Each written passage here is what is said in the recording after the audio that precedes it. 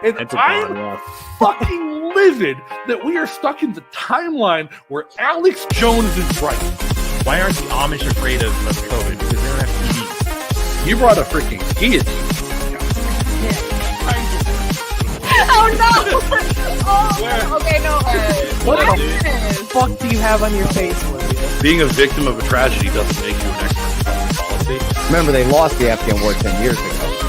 They were posting some crazy shit like months ago. Remember that? That democracy is a system that reinforces authoritarian ideals. I remember thinking, man, governments are not going to like this shit. Ladies and gentlemen, boys and girls, shitposters, activists, and people of the internet, thank you for joining tonight's episode of O'Donnell for Liberty. As always, I'm your host, Justin. Before we get started, make sure you hit that subscribe button, turn on notifications to keep up to date with future shows. And if you enjoy the program, you can be an early supporter by following the Patreon link in the description and signing up to join our production team. If you want to keep in touch between shows, you can follow me on social media or join our community Discord channel by following the links in the description as well. Tonight, we're going to talk about libertarian morality, objectivism, libertine ethics, and political path forward for the liberty movement. We're going to take questions, so make sure you hit that like button, leave some comments, and tell us what you think in the chat. And give a warm welcome to tonight's guest, actor, Randian objectivist, host of Reality Check, founder of the American Capitalist Party, and everybody's favorite devil himself, Mark Pellegrino. Mark, thanks for joining the show tonight. How are you? I'm good, man. Thanks for having me on. So I know I billed you first as an actor, and what I've learned in interviewing people is that actors never like to talk about acting. And acting wasn't why I brought you on here, but that is where everyone knows you most. I, myself, to be perfectly frank, have never watched an episode of Supernatural. What? But I have not. It's never caught me. I was in college when it was big and never had really the time watching TV, and it never got me. But it was Being Human that introduced me to you. Oh, cool. And Being Human was one of my favorite shows of all time. And hey, I like talking about acting. I just don't necessarily like talking about parts or shows or jobs, but I love talking about the craft of acting. Well, that's a whole different thing altogether. But what I reached out to you, what I wanted to talk to you tonight is your activism, your political work. In the field of acting, you're kind of an anomaly. When you hear Hollywood actor, you think socialite liberal and people who go on and endorse Hillary Clinton and demand tax the rich and more social welfare programs. And you are a tried and true ardent objectivist and capitalist that is a complete and utter oddity in Hollywood. How do you handle being such an oddity in that environment?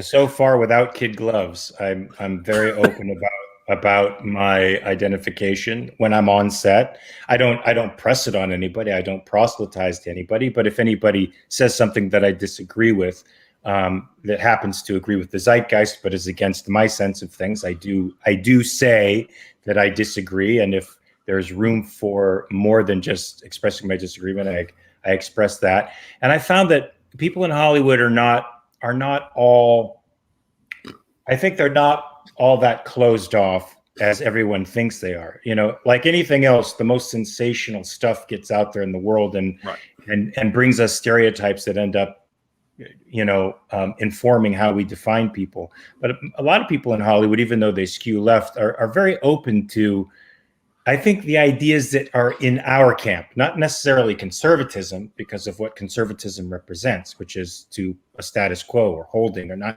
not moving anywhere, but just sticking with what you have. And, what sort of amounts to libertarianism, certainly capitalism and the liberty movement has in it a lot of progressive ideas. And I think a lot of stuff that artists can find a relationship with. So they don't end up tuning me out unless I'm saying something outrageous on purpose. They usually end up, some of them have ended up changing their points of view and agreeing with me. Saying outrageous things on purpose is just kind of my shtick. That's what I do, and that's what I go to Twitter for. But it doesn't really exactly change hearts and minds. It just gets people's attention and allows other people the opportunity to change their hearts and minds. I mean, what's the most radical approach you've had? Because you're building a political party. We want to talk about that. You're building a new organization to go forth and challenge American politics. But how do you plan to get the message out without getting people's attention in a drastic and dramatic way? Yeah, that's complicated. I mean, because Twitter is all hyperbole. It's all about the most extreme possible thing you can say, and that can be off-putting to a lot of people. You have to have a certain stomach for that. Well, I mean, there's the conventional way about getting your political party recognized, which I think the Libertarian Party has done over the past 50 years.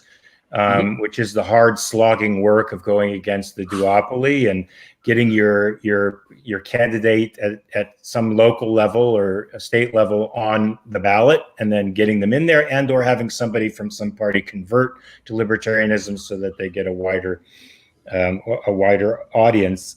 For our party, we're not there yet. We're not at the point of putting boots on the ground. I did try to convince Austin Peterson to come our way, Justin Amash. I even took Austin out to dinner and said, don't be a libertarian, and don't go to the goddamn Republicans. Come to the party that has consistent respect for individual rights, and be the first. Be the first. I mean, it's going to be extra footwork for you, but of course, he had to do what was politically expedient, and that's where the money is, and that's where the structure is. Right now, our political party is, I would call it an oasis in a desert, right? It's an ideological oasis. We got together with Andrew Bernstein, who wrote the Capitalist Manifesto, which is a great book. If you haven't read it, it's very readable. So I think you could get through that if you find Rothbard difficult, and Capitalist Solutions as well. If you find these types of things difficult, if it's hard slugging through Mises, I think you'll find Andrew Bernstein very, very refreshing. And he wrote our party platform to be a consistent reflection of individual rights across the board. And right now it's up there for people to see as a reference point that it's possible. These ideals are achievable and possible. I've tried to convince a couple of people, as I said, on the ground to come on board and be the first. But I think what's going to happen is somebody's going to be inspired by our little island, our little oasis, and take those principles in a local election, get themselves on the ballot, and do what the Libertarians did, 40, 50 years ago. But I think we'll have a wider appeal. I can't say wider appeal. I think our appeal will be much more quickly, will much more quickly saturate the country than libertarianism. Libertarianism has, I think, inherent moral and intellectual flaws that make them very difficult to be unified and very difficult for other people to get behind. So, I mean, you're right on one thing. The Libertarian Party definitely has issues with unity and people unifying behind a singular message and a singular candidate are going forward. If there's one thing that's consistent is that no matter what a libertarian does, they'll find an issue with it in another libertarian. The old joke that used to go around when I was first getting involved in the Libertarian Party was two libertarians walk into a bar. The only thing they can agree on is that the other one wasn't a libertarian. But like when it comes to things like the platform and things that the party actually holds as steadfast principles and things that the party supports and that the politicians in office support, where exactly does your party separate from them? I mean, because when I've heard you speak, when I heard some of your interviews or read some of your interviews, it sounds like you're very much a libertarian and in agreement with much, or if not the majority, if most of our platform. Yeah, I think the platform that you guys present is a reasonable compromise, but it's not a representation of a consistent application of libertarianism, which I find is more in the Rothbardian camp and the anarchist, the anarcho-capitalist camp, or just plain anarchist, because I can't put anarcho and capitalist in the same sentence. I think they're. Thank you. I thought I was the only one who felt that way. No, that I think you're absolutely right. I think it's wrong to categorize a capitalist free market person as an anarchist. But that is the most consistent intellectual element to libertarianism to me. And to me, that's who occupies the intellectual elite primarily, I think, in the world of libertarianism. That's who I listen to when I listen to pundits, libertarian pundits. It's the Michael Malices of the world. It's Tom Woods. It's people who hold anarchist principles. And a lot of the guys, from the Mises Institute who hold the same types of principles. And that's what happens when you decouple morality from politics or try to make politics a matter of economics when it's not. And when it's not, and when it is utterly tied to and almost intrinsic to ethics, you can't decouple it from ethics. It's intrinsic to ethics. It's a social expression of ethics, as a matter of fact. So when you have the vibe that there is no such thing as objectivist, there's no such thing as an objective ethics. There's nothing that we can all say applies to all human beings. No concept, no ethical principle, no virtue that applies to all human beings. Well, you can't say that you can have a government that does that as well, and that's why it's reflected in 18,000 different governments in constant conflict with each other. Right. So, I mean, I get that. And I think that the anarchists are pretty consistent in that they don't want a government. That moral subjectivists, like myself, I identify as an anarchist. I'm an agorist. I'm not a capitalist. I'm an agorist because I do believe in counter economics and protest economics rather than systemic hierarchies and structures. I personally believe that capitalism, as it exists today and as it was defined by Marx in Das Kapital, can't exist without a state structure supporting it.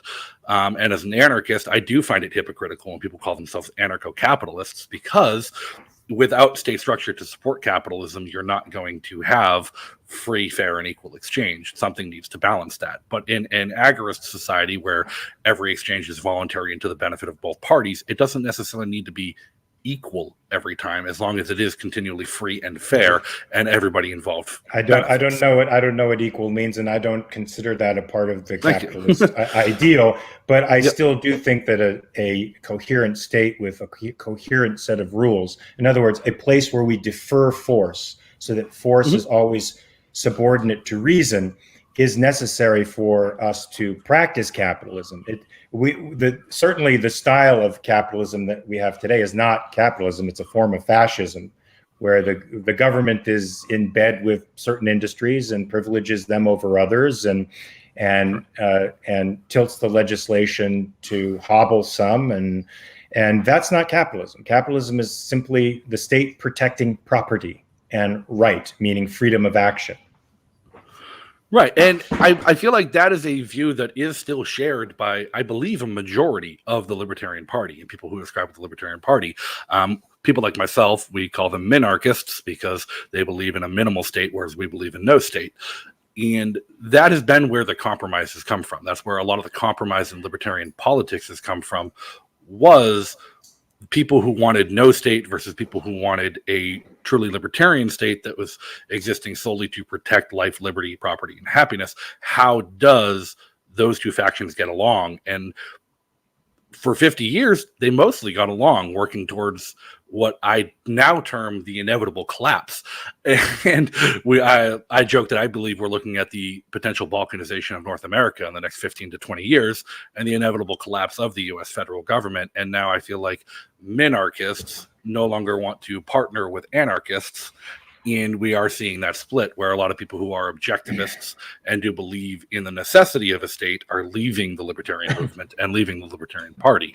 How do you plan to capture anarchists sort of remind me of leftists who are terrified of guns and blame guns for everything and want to annihilate guns. It's true that the government is a gun, and it's true that it is force. This is absolutely true. All that means is that it has to be strictly restrained, which was not the case with our own government. We left enough, I think, ambiguities in the Constitution and not enough prohibitions against government action to restrain it sufficiently so that, like all government entities, it finds ways to grow and become malignant and harm people. Well, as Lysander Spooner said regarding that. But leaving Lysander aside for a minute, but it's still necessary. As a gun is a necessary tool for our self-protection and survival in many ways. The government is also a necessary tool for our protection, for our defense and protection of rights, provided it is restrained properly by a constitution and checks and balances, and cannot go beyond its enumerated powers. You know. Well, that really gets down to the root of it. So what Spooner did say was, whether the Constitution be one thing or another, it has either allowed the government we have to exist or it has been powerless to prevent it. And I think the reality of that is, when you expand upon it, is it doesn't matter how stringent and clear the Constitution is, if the people in power are not willing to acknowledge it, and the people in power are willing to try and find ways to work around it and to break its intent, if not its letter, and the people in power are the ones who get to appoint those who review their decisions to determine whether or not they were legal, then you have a system where you're relying on people, not a system, to determine whether or not. But that's always the case. And let's give credit where credit's due here. Yes, the political elite has spent 120 years trashing the Constitution, but they've also spent the same amount of time saturating the population with certain ideas that have turned them against the Constitution as well. So there's really nothing that hasn't been done, that hasn't been desired on some level by the people. So there's a government of any kind can't sustain itself or can't keep the peace if the people's minds are not adjusted to the ideas and the principles. And if so, philosophy is always important, and a coherent idea and a system of ethics is always important. That's always what's going to sustain you. And for the last 120, look, the government grew up. The birth of individualism sort of happened with our government, and it was born alongside of collectivism, and the intellectuals embraced collectivism, rejected Enlightenment individualism, and have since been saturating us on every level with collectivist notions. And so the changes that have been happening, the additions to the Constitution, the perversion of the Constitution, the use of the Constitution to justify things that are unjustifiable, are all justified under collectivism and embraced by the population, who now think, universal basic income is okay. It's a perfectly moral thing to ask for. So I think that's the root of the problem right there, is culture. It's what people are willing to accept. It's what people have accepted and what people have taught their children and the next generation to accept. I mean, when Hoppe argues to end democracy, it's because the people aren't willing to stand up for their own rights. The people are going to be willing to allow tyranny to rule them and control them because the people aren't well enough informed to make those decisions. And Hoppe argues that an absolute monarchy is actually better for liberty than a democracy, because in an absolute monarchy, a king can only govern with the consent of the people. A single individual makes one easy target. And you can see that in principle today with a place like Liechtenstein, where Prince Hans Adam II is an anarcho-capitalist who happens to hold the crown of an absolute monarchy in a small little country in Europe. And every time he's attempted to abolish his own monarchy, the people have rejected it. Certainly, it almost doesn't matter the form the government takes, provided it sticks to certain principles. And if it sticks to those principles, it could be very progressive and positive and rights respecting for people. I don't know that democracy could ever be that way, but certainly there are forms of government that could be rights respecting, with even though it's a few people, quote unquote, holding the reins of power. Right. Now, how did you come to the idea that you needed to start a political party? How did you come around to the notion that that was the way forward to engage in politics instead of messaging and culture war, like convincing the people within the existing parties? Like, why not reform the Libertarian Party? Why not reform the Republican Party? Why not go in and complete utter subterfuge in the Democratic Party? Because hell, libertarians and liberty people, classical liberals, and progressive, the left, agree on a lot of what the problem is, just disagree on solutions. Those people, I feel like, are primed to hear the message of liberty if delivered in a manner they're willing to digest. Why did you make the decision that what was needed was to start something new, as opposed to taking over one of the institutions that already exists? Because I think the ones that already exist are fundamentally flawed. And those people who gravitate towards a consistent individualist message will find our message very appealing, and hopefully, jettison from libertarianism, republicanism, and the Democrats. Look, me and my partner Joe Sanders looked around, and we saw a duopoly in essence. that did not represent the true binary nature of government or of a philosophy of government. To me, it's collectivism versus individualism. It always has been, and I could see a party representing the collectivist notion that advances the state over the individual as the means of advancing human happiness, or the individual being left alone by the state, with the state protecting the individual so that he can pursue his own happiness. Those are two. Any spectrum in between any compromise is bullshit. It's a compromise for collectivism all the time. It just is.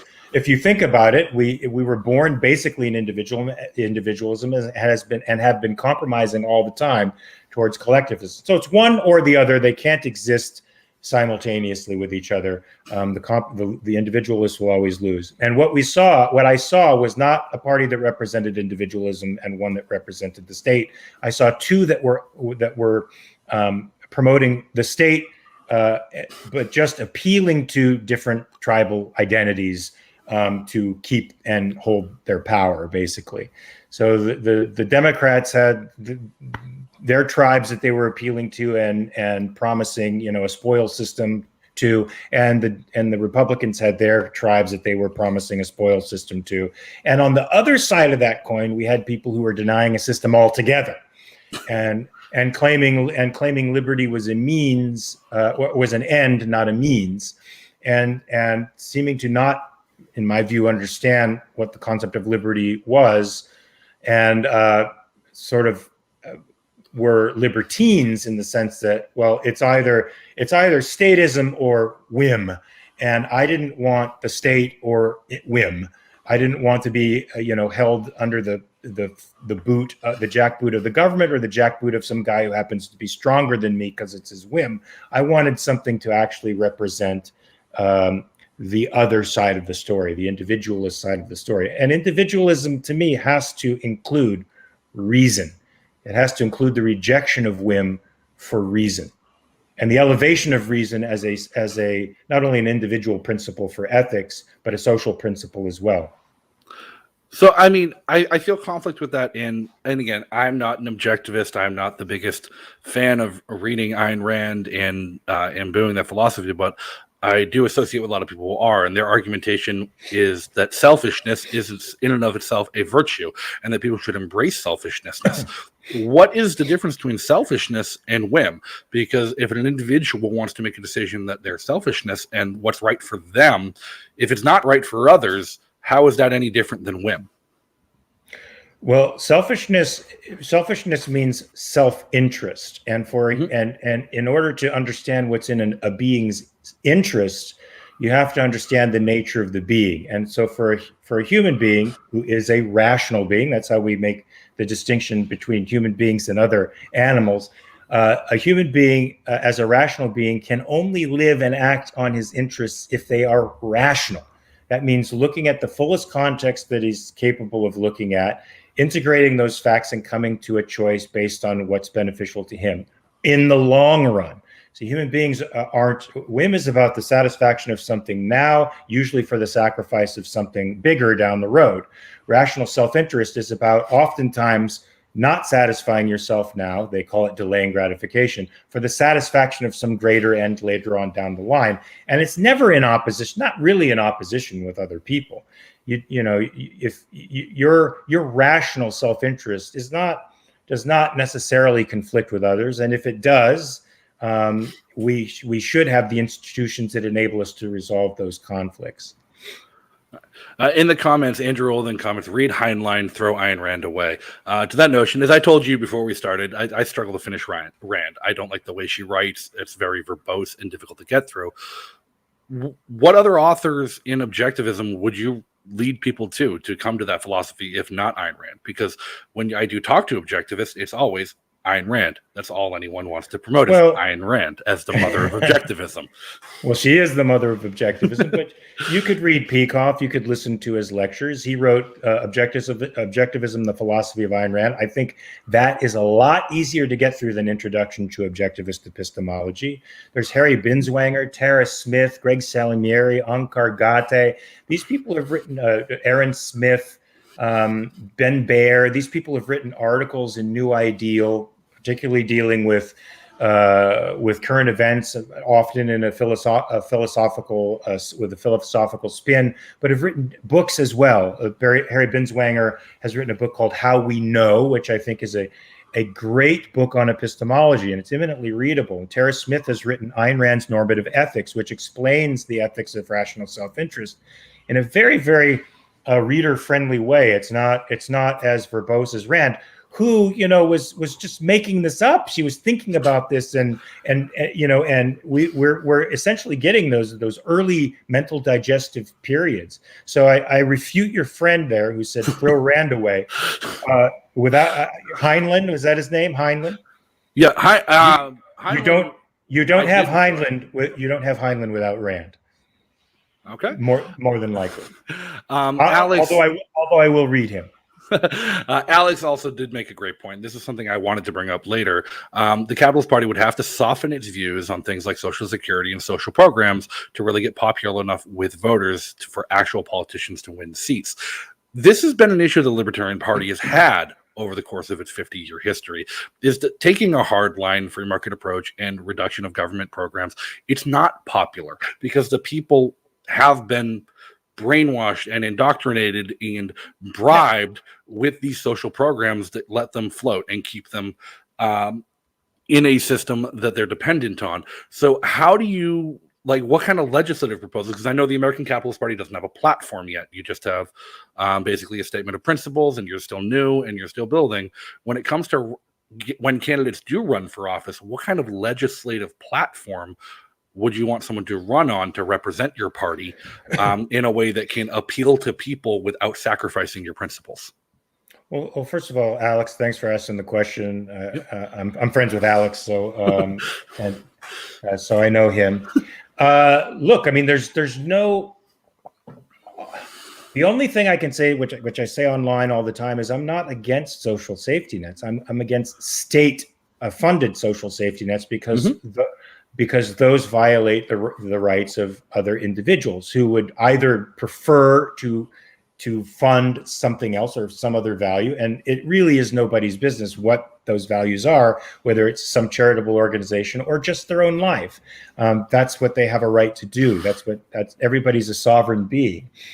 So we would have to go with a slow phase out, since there's a great deal of dependency that has been built up, and allow the market structure and the charitable inclinations of Americans, which is intense, even being heavily burdened by the government as we are.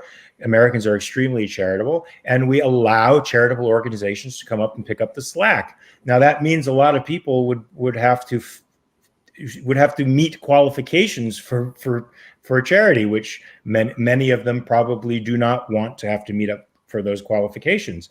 But hey, if you're asking someone for their resources, for them to divert something away from their own life to yours, you do have to persuade them. That's what life is. That's what peaceful coexistence means. Peaceful coexistence doesn't mean I owe you something because you need it. Peaceful coexistence means if I have something that you would like a piece of, you have to convince me that it's good to give it to you or to share it with you. That way, my sovereignty and yours are respected, and nobody's dignity is lost. See, I think the people who have been more or less creating the moral map over the last 120 years have made dignity a materialist concept. Dignity means you have the stuff around you to live the way you want to live. All right. I didn't have that stuff when I was growing up or when I was 20 or even 30. But this is what is equated with dignity. But dignity to me is human sovereignty. The capacity to choose and be the captain of your own destiny is where human dignity lies, not just in material well-being. That's, I think, a consequence of a society that respects freedom generally. But I think we need to start changing our orientation towards what dignity is, what sovereignty is, and if need imposes any unchosen obligations on anybody, and I don't think it does. Right. I feel like even my own fear, even when I'm arguing with other anarchists and debating absolutism with anarchists, it's always absolutism. I always preach for absolutism because if you sacrifice and compromise on your principles, then you've already lost. Or if you're playing for a draw, you've already lost the game.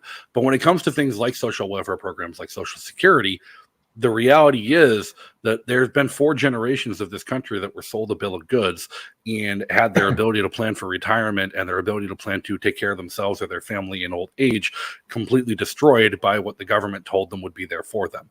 And the very fact that it's not going to be there for them, whether or not we abolish it, it looks like it's going to dwindle out over the next 20, 30 years. I tell people my age in their 20s and 30s, do not expect to get Social Security, plan around it. Correct. But just ripping it out from under the rugs instead of phasing something like that out, what you've done is you've taken away the safety net that millions of people rely on. And that's why they'll never support such an absolutist policy. Well, like but you can be absolutist and not rip it out from under them, because you're taking into consideration the reality that people have grown dependent on it. So you have to give them time to adjust out of that, and for markets to build up and fill in the necessary gaps. Right. It's not going to be a slow process. And I often hear like libertarians constantly preach that private charity is the way, not government charity. That money taken from you at the end of a gun isn't the same as donating it to charity. The private charity could easily pick up the slack if government were to fall off.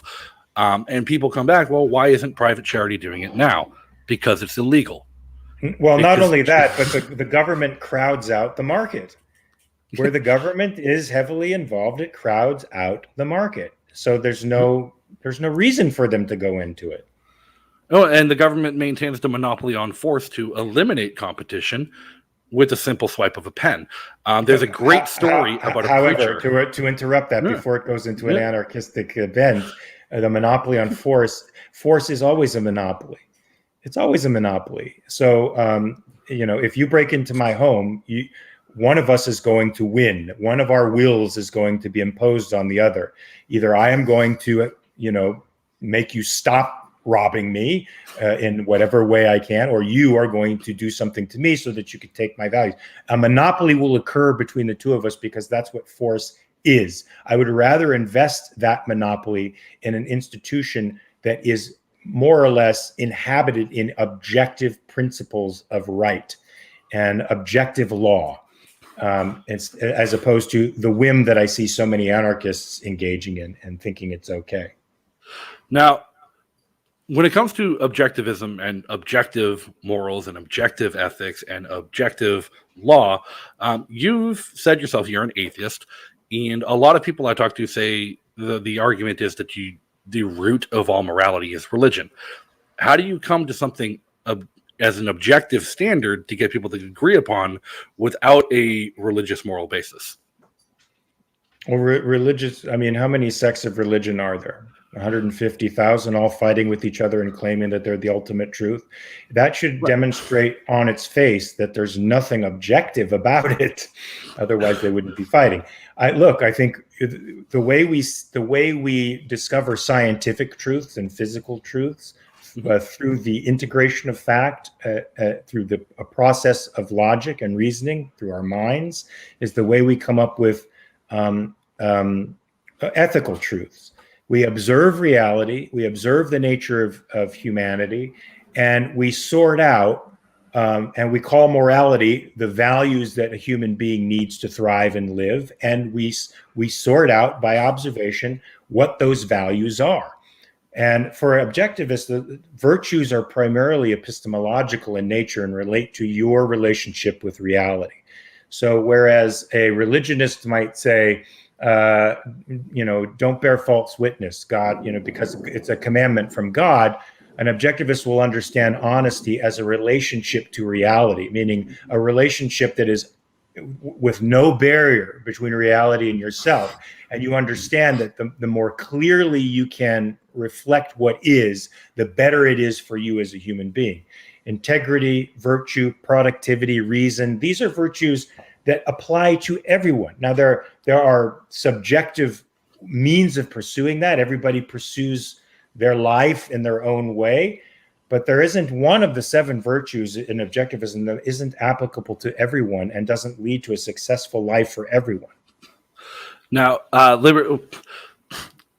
libertarians have wedge issues. I'm sure Republicans have wedge issues. Democrats have wedge issues, things that people within the monoliths disagree about. And most of what I've seen you promote as far as policy and principles for the American Capitalist Party is things that libertarians do largely agree with. One thing I have not seen you talk about, I'm sure you might have, I just haven't seen it and gone looking for it, is a major wedge issue for libertarians, and that's the border and immigration. Okay. Where you have the open borders and the free movement and free migration of people versus closed borders and national security types. Where would your American Capitalist Party fall on that issue? I mean, I think it's Ellis Island rules. You know, keep the criminals and the people with communicable diseases out. Anybody else who wants to come in and work and live and be law-abiding, why not? Certainly, there are business interests that are connected to politics now that would attempt to keep, you know, this new influx of labor and new market out for various reasons. But I think that's immoral. I think you have a right to move from one place to another to better your condition. We don't own America. America isn't ours. We have a body. We have a governing body here and a set of principles that we abide by. Part of which incorporates and embraces the idea of liberality, of freedom, of the fact that if you live in a crap area and have the capacity to better your life, do it. That's your right as a human being, and we should not prevent that passage unless there's some real potential harm from that person entering by having a communicable disease, for example, or having a criminal record, a violent criminal record, where it's likely they're going to come in here and harm people. Keep them out. Keep those guys out. We don't need them. Now, what if the communicable disease does get in? Well, then you have to isolate that person. The one part, see, I think government, we have this situation going on right now where the government has grossly overstepped its bounds, and there's fanatics on both sides now using government force to mandate this or take away mandates. What's lost in the mix between the two tribes is choice. Now, I do think of a person as a walking time bomb, like a typhoid Mary, and like our whim worshipping pal in the beginning of our discussion, roaming around and doesn't give a fuck who he infects. The government is obligated to do something about that person, to isolate them and contain them for our health. That's protecting our right to life, and also not. It's also putting force. It's also deferring force in a rational way, as opposed to us taking up arms as a community, beating the fuck out of the guy and setting him on fire, or whatever, you know, the community would do to think they're expunging themselves of the guy who's carrying the disease. So the government has a legitimate place to quarantine sick people, but not healthy people, sick people. Well, at what point does it overstep its bounds? Like, you look at what the U.S. is doing today in moving forward with these new mandates on employers and telling employers they have to mandate that their employees are vaccinated or tested weekly. And then that's overstepping. Well, and then you look at Australia, which is like, I mean, I worry that the U.S. government is looking at Australia as a playbook rather than as a warning sign. Much as the old joke in the Liberty Movement is 1984 wasn't an instruction manual, Australian COVID response should not be an instruction manual. But like, it seems like each day we're seeing the move towards more and more of a tyrannical lockdown in response to something that, as you put, the government has a legitimate interest in trying to protect people from. But at what point does the individual's rights matter more than the government's interest to protect the collective? I think they're synonymous. So there's no such thing. I mean, there's no such thing in a proper government as it overstepping its grounds and there being a conflict between what the government is doing and your rights. Its purpose is to protect your rights. That's not what is happening now. So there is a conflict, and it's a conflict because they are not doing what a proper government should do. A proper government should not mandate these kinds of things. They shouldn't mandate that you can't have masks in your business. They shouldn't mandate that you should have masks in your business, or they shouldn't mandate that you should not ask people to get shots, or that you should ask people to get shots. It's none of their freaking business. But by the same token, the liberty movement hasn't been helped by toothless mouth breathers who run into Walmarts throwing tantrums and knocking over stuff because they have their goddamn rights. I don't want to wear a mask. Well, you're in a place of business that requires you to wear it. That's private property, and those people have decided that is the working conditions that they think make them feel safer. If you don't like it, don't go there. But I've been making that argument the whole time. And I feel like that argument lost a lot of its weight when the government started mandating that the businesses require masks. Here in New Hampshire, where I live, when the pandemic first started, when the CDC first recommended masks, Market Basket, the local supermarket chain, put up a sign saying masks required inside. Nobody else did. And Market Basket was the only place I saw people wearing masks. But then when the government put out an order mandating masks in private businesses, other places starting to put up signs.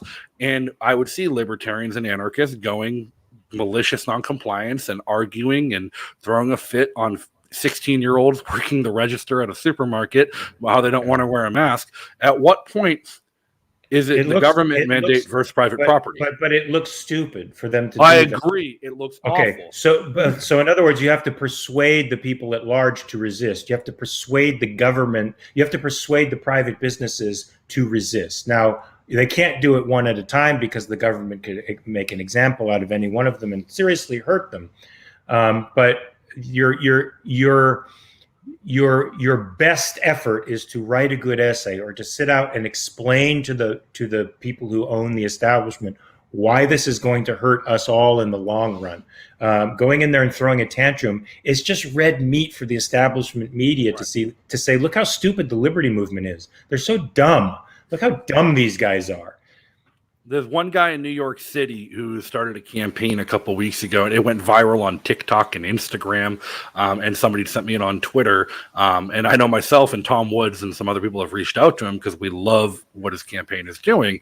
He printed up a whole bunch of flyers that said this business does not discriminate based on the basis of race, gender, sexuality, or vaccination status. And he's been going around door to door to small businesses in this New York City, convincing the owners and managers of these small businesses to non-comply with the upcoming mandate that's about to go into effect requiring vaccine passports to engage in business, and has had people putting up these posters only at businesses that agree to signal to people where they can go and which businesses do support their rights. And he has convinced a whole bunch of New York cops to use their beat time to help him distribute the flyers. That's great. See, that's part of the way you do it. And look, with social media has a lot of flaws, and it's run by people who are ideologically backwards. But it enables us, people like us in the liberty movement, to magnify our voices to a degree that was unimaginable even 5 years ago. So we could use platforms like this, not to be too abstract, but to get real simple and clear with people so they can see what's at stake. And that's another way that we persuade people. And luckily, I think there's enough of the sense of life, as Rand would call it, of the American sense of life, which is still somewhat ruggedly individualistic, that they know something is wrong. They may not know how to articulate it or what to do about it, but they know it's wrong, and we can appeal to that. And where possible, give them the philosophical and intellectual ammunition to do something about it. Now, you say social media is run by people who are so philosophically different than us, but just last week, 2 weeks ago, Jack Dorsey at Twitter was tweeting Murray Rothbard's Anatomy of the State. Oh, good. Do you think Twitter's coming around, or no chance in hell? I hope if they dump the moral and intellectual tyranny of wokeism, they'll be onto something. Look, I'm a Dorsey fan. I don't agree with everything that he does, but heck, he gives me a platform for free. And I love it. I'm not going to boycott him. He's awesome. So I would like to participate with my Guardian project with them in more objective ways of sorting out the toxicity that's on there. I know they profit quite a bit from the negativity, but there's a way I think that they could police the toxicity where they're not hamstringing one side of the political spectrum and driving that side of the political spectrum to do awful things, like calling them before Congress. I mean, I feel like we're in a new inquisition, and this is crazy. They should be protesting these inquisitors. It's none of their goddamn business what they do. But when Mark Zuckerberg was called before Congress, he said something about welcoming and encouraging government oversight to regulate speech on the internet, because he doesn't want to take responsibility for it. He wants to profit from it, but not have any of the responsibility for it. So he wants government to step in and tell him what to do while he continues to cash checks from advertisers. Well, I think that also puts him in, that takes him out of their sights and puts him makes him a favorite son as well. And so he can make money by fixing the game a little bit by being on their side. I don't know. I don't want to presume that he's got bad intentions or he's dishonest. But now, do you think like social media should just be a free for all, or should there be some censorship? At what point is censorship bad, depending on what you're censoring? Violence and lies, libels and slanders should be. That's not protected speech. And incitement to violence, that's not protected. I've been slandered and libeled so often on social media, and the people who do it have absolutely no fear of reprisal. I want to make that a thing of the past. I want them to fear that I can sue them and ruin them for passing on a life-ruining narrative about my political position, my identity, the way I look at other people. I've had too many people say bullshit things about me to not hold a grudge, and I do hold a grudge against them because they're unapologetic.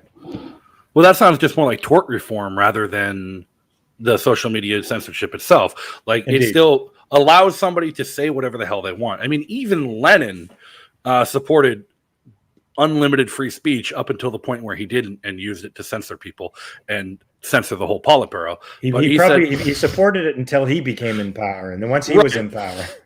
I think the quote was something along, I am bound to accord to you, according to the principles of free speech, the right to scream, yell, lie, and slander, and write anything to which your heart desires, as long as I am accorded by the right of freedom of association to disassociate from this or that.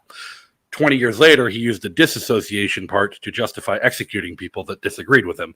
But the out group always promotes free speech until they're in, and once they become the establishment, then they try to Right, but I think I look at things like you said, lies. That is such a broad and subjective term of what is a lie when there is such a thing as evolving information and evolving news cycles. And right now, the social media is taking a hardline crackdown on stuff like quote unquote fake news or malignant information about COVID or disinformation or misinformation, in not retracting any of their censorship and not undoing any of the punishments they put on people when that information is later corroborated.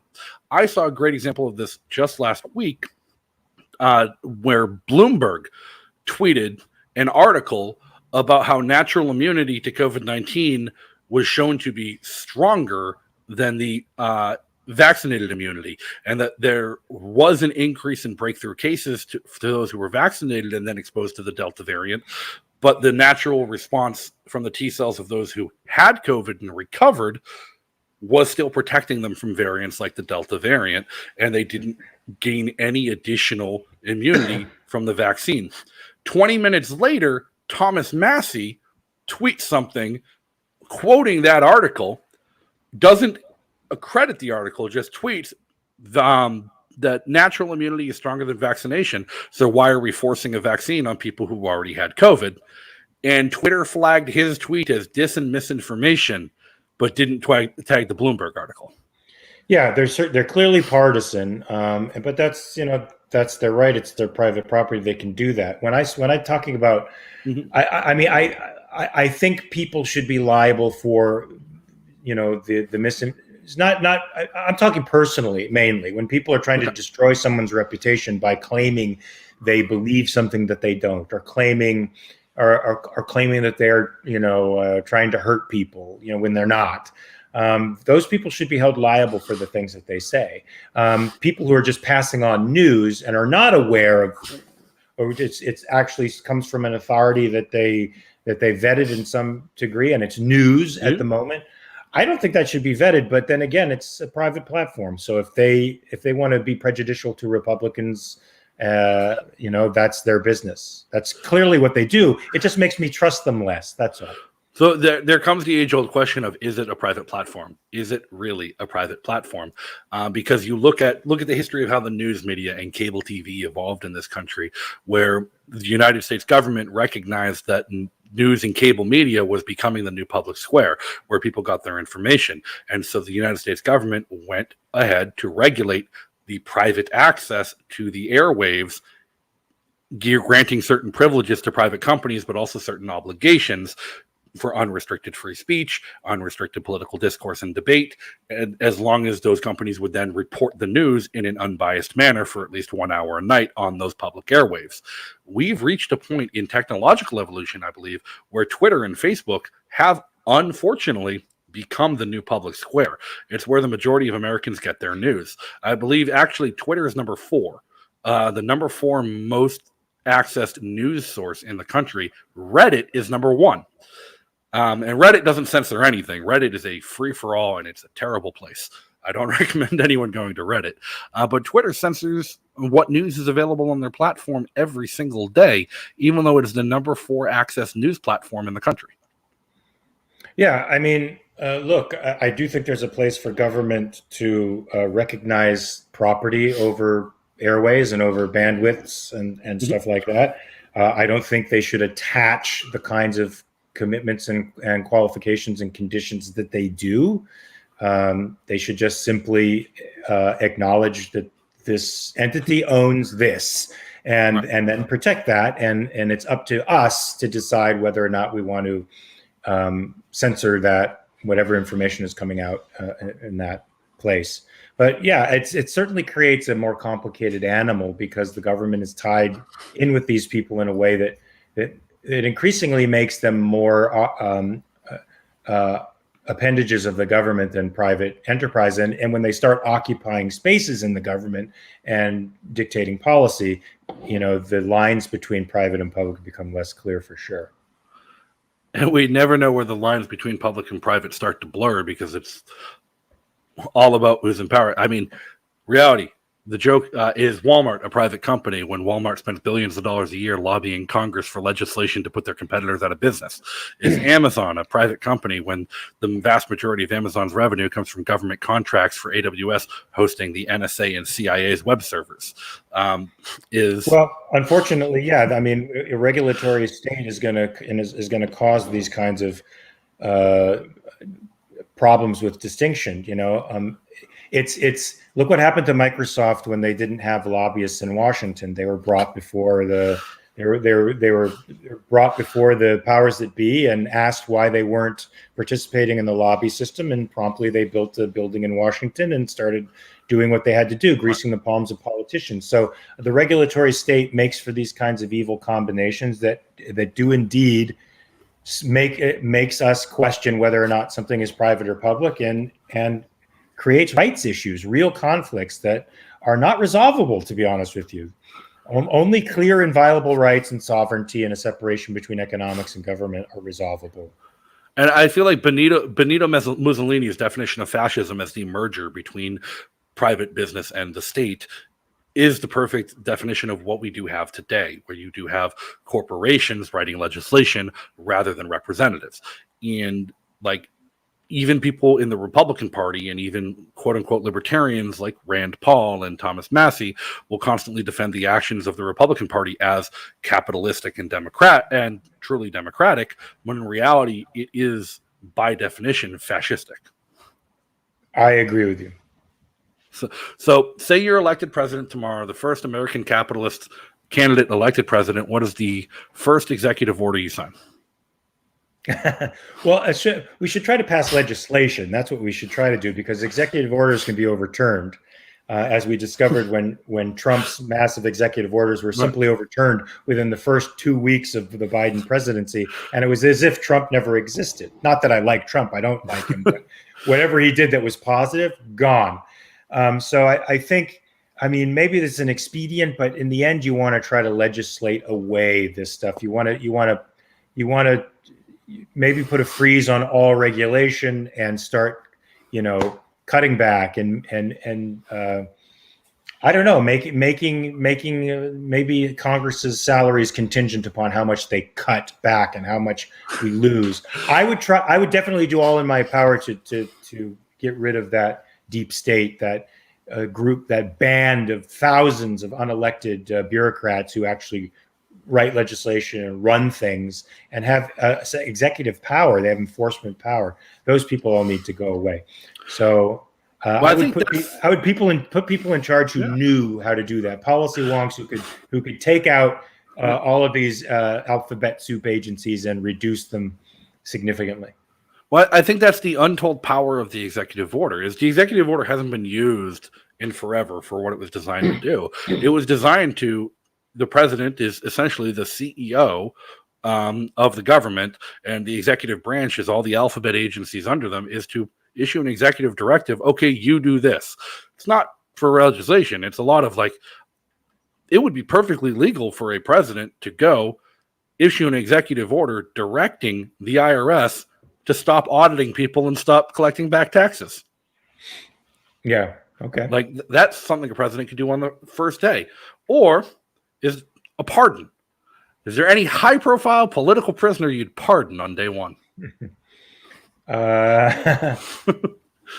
Sure. Snowden, I guess. Snowden is a great answer. I'd go with Ross Ulbricht and Snowden after myself, but both of them would certainly be on the list, along with Julian Assange. Now,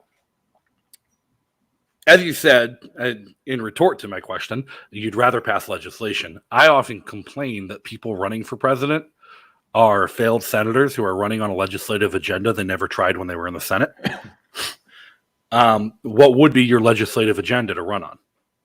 A 5-point legislative agenda. A 5-point legislative agenda. Come on, let's go. Well, I mean, I think we need a constitutional amendment. Now, these are okay. Next to impossible to get, but we need a constitutional amendment separating economics and state.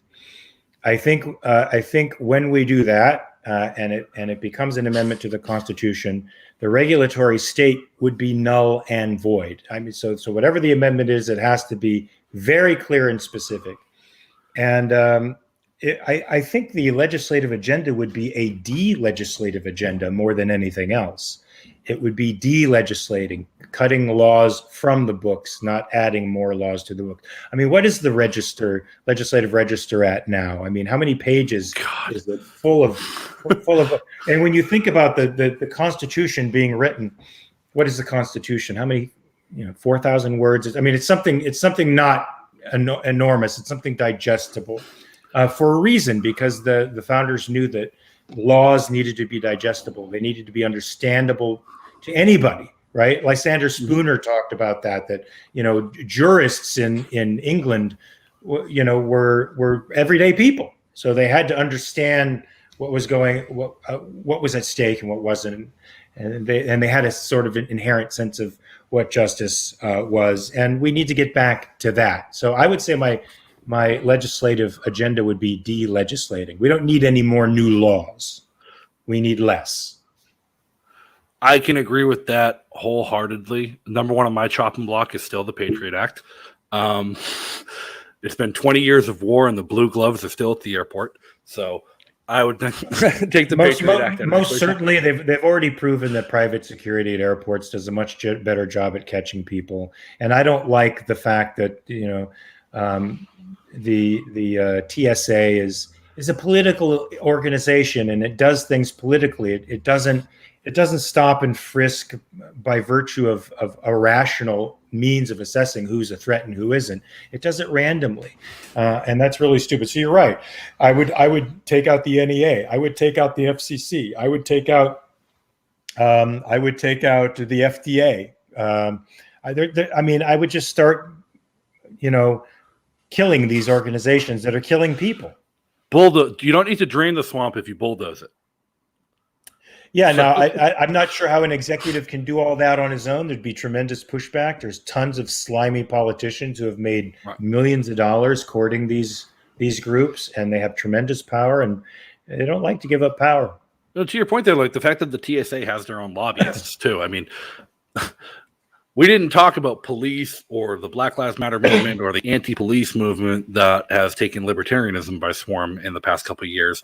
But a lot of people, like the biggest defense they have of police in the past few years is like, oh, they don't write the laws, they just enforce them. I'm like, the police union's the largest lobby in the country. They write the laws. Yeah. Well, I mean, look, I think the how can I say this?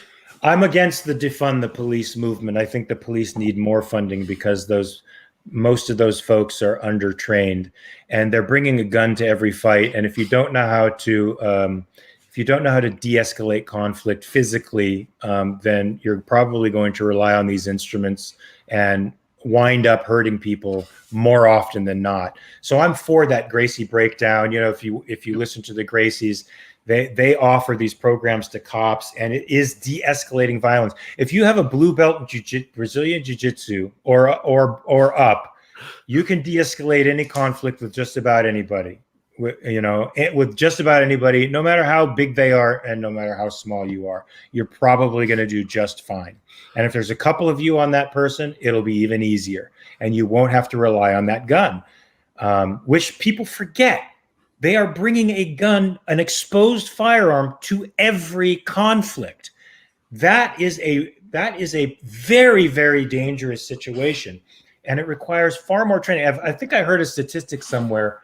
I don't know if it was the guy who does Black Guns Matter. Somebody was quoting this statistic about or maybe it was a Minneapolis police officer who does jiu-jitsu, and I saw it on the Gracie breakdown. The cops, they practice firearms training multiple times a month. They have to qualify all the time. Yep. Maybe 3 cops pull out their gun in a year, and maybe 1 actually has to use it in his lifetime. But they have physical confrontations with everybody every day, every single one of them.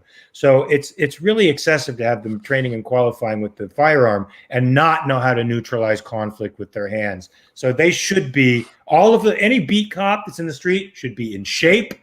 They should be capable. They should be rational. They should, college educated, maybe even ideal, and have at least a blue belt level knowledge of jiu-jitsu. And I guarantee you shit won't hit the fan the way it's been hitting the fan. The jiu-jitsu one's new to me. That's a new argument to me. I'm not sure I hate it. I kind of like it. I got a lot of flack once for saying that I think the problem with policing in America has been the war on terror. It's been the 20 years of constant warfare that we've had. Not only do you have the trickle-down side effects of the increase in the drug war because of an increase in supply in opium and heroin from Afghanistan, all of a sudden making its way to the United States, which has just led up to ratcheted enforcement, but you've had these civil service programs to prioritize veterans hiring to be police officers, and you're getting 18, 19, 21-year-old kids going to the police academy after a deployment to Afghanistan or Iraq, being engaged in daily combat and being trained for rules of engagement where every time you step out of your room, your life is threatened by everyone around you, and then putting them in a situation where they have to police. And the first instinct they have is still the muscle memory that they do have from their years of training in the military to see every threat as a lethal threat. Yeah, but I don't know. The majority of tapes that I see, I just see cops who don't know how to handle people. And so when they're trying to restrain somebody who refuses to be restrained, they're punching them in the face, because they're trying to loosen them up to get them to give them their arm or something, because they don't know how to do that in any other way because they haven't been trained. So PTSD aside, or whatever else is going on, which may be a significant factor and why we have some of these police incidences that have been so popularized and have really gotten under the skin of lots of people, including myself. I think it's more lack of training, and that doesn't need to be defunded. These people have to be in the gym. They have to be in the dojo every fucking day. Okay, after work, go to the dojo for an hour and work out. Roll, learn to fucking control people. I mean, the Gracies put the great Gracie breakdown on there. They have broken down jiu-jitsu in a way that's really, really digestible to anybody, and you can pick up those principles and practice them every day. You'll be pretty good. All right. That's a way of looking at it that I hadn't really thought of. I do appreciate that insight. But we're a little over our hour at this point. It's been a great conversation. I especially love when I have people on that I don't agree 100% with because it makes a better conversation. But tell people where they can learn more about your American Capitalist Party. Oh, you can go to the AmericanCapitalistParty.com. You can see it there. And that's on my profile page, I believe, Mark R. Pellegrino on Twitter. That's where I do a lot of arguing right now in the middle of fighting with people for over a week. It's been exhausting. If you want a nicer fare, just dogs, cats, and pretty things, M-A-R-K Pelly, Ross Pelly, MarkRossPelle, Mark Ross Pelly. That's my Instagram. That's where my dogs and kitty hang out. And there's no political angst over there. Just on my Instagram Twitter. is a much nicer platform for just I can't bear myself to use it, but I thrive on the political discourse on Twitter. I couldn't get away from it. I do too, but it gets so toxic, and people are big behind their keyboards. It's fine. Every couple of weeks, Twitter gives me a timeout and kicks me off for a day or two. So, oh, really? Yeah, I haven't had that yet. Knock on wood. So I must not be doing something awful. What are you doing that's getting kicked off? Disagreeing with people. Disagreeing. I had some pretty nasty things to say to Meghan McCain. And then I had an argument with Marianne Williamson. She was actually supposed to come on the show. I hate to say it, but when she was sort of a preacher for that religious, what was that religious thing she did? The crystals and the herbs and yeah, it was something else. It was a thing. It was a real thing that actors were going to. I actually went to one of her I went to one of her lectures in the 90s and listened to her. But she was supposed to come on the show, but then the day of the pullout from Afghanistan, and here's the thing, I loved her the whole of 2020. I loved her because she was preaching an anti-war message, and I'm the anti-war veteran. I did a show with Scott Horton and Adam Kakesh and Magnus Panvidya about like the importance of ending the wars and how war doesn't solve our problems. And she was sitting there preaching the anti-war message. I would differ with you there, but I definitely don't think you should initiate them. But if you're in them, you fight it to end it. That's a tactical decision, not an entry decision. I don't think that, like, the moment the politicians put rules of engagement on the war, I thought it was a dead deal. It was lost. For sure. And the 20-year war in Afghanistan did nothing but kill millions of people, kill hundreds of thousands of people, impoverish millions of people. Hey, it gave the Taliban more territory. That's what it gave them. And more guns. And more guns and personnel carriers and planes and whatever. And Marianne Williamson, for the past 4 years, like, she's been a voice of anti-war. I disagree with her on almost everything else, but I've respected her for being anti-war. And I invited her to come on the show, and she was going to come on the show. And then Bill Kristol had tweeted something about how it was irresponsible to leave Afghanistan, and she retweeted it with saying, "Yes, we must send troops back to protect women's rights in Afghanistan." And I'm like, "You did what?" And I just got into it with her until like the next day she put on Twitter, she publicly tweeted that she was canceling her appearance on my show. So there you go. And then I got winning friends and influencing people every day. Love it. Yeah, and then I got a 12-hour ban for calling her a bootlicking bitch who was just waiting for her chance to get a check from the military-industrial complex. Oh, I did get banned once. I got banned once because someone said all white people are evil. And I said something like, "You racist hoe." And I wasn't talking to her. She was on the thread, and I was talking to somebody else that she was a racist hoe for saying that. And I got banned. She didn't. She said all white people were evil. What the fuck is wrong with people? All right. Well, it has been an absolute pleasure. My last pitch, Mark, coming up in March. I think it's the first weekend of March this winter is going to be the New Hampshire Liberty Forum in Manchester, New Hampshire, hosted by the Free State Project. You should most certainly see if you can come out and check that out, and maybe make it to Porkfest next summer. That might be, if you want to recruit libertarians to give up on libertarianism and come to your party, that's the place to meet them all. So, Until All next right. time, everybody, be free. Hey, everybody. Thanks for tuning in, and I hope you enjoyed the show. If you want to catch more, make sure to hit that subscribe button right now and turn on notifications for future episodes. You can follow me directly on Twitter at O'Donnell, the number 4NH, to keep up to date with what I'm working on. And if you want to be among the first to support this channel, check out our Patreon link in the description. And as always, don't forget to head on over to sneckswag.com to get your freshest Liberty swag today. Until next time, be free, everybody.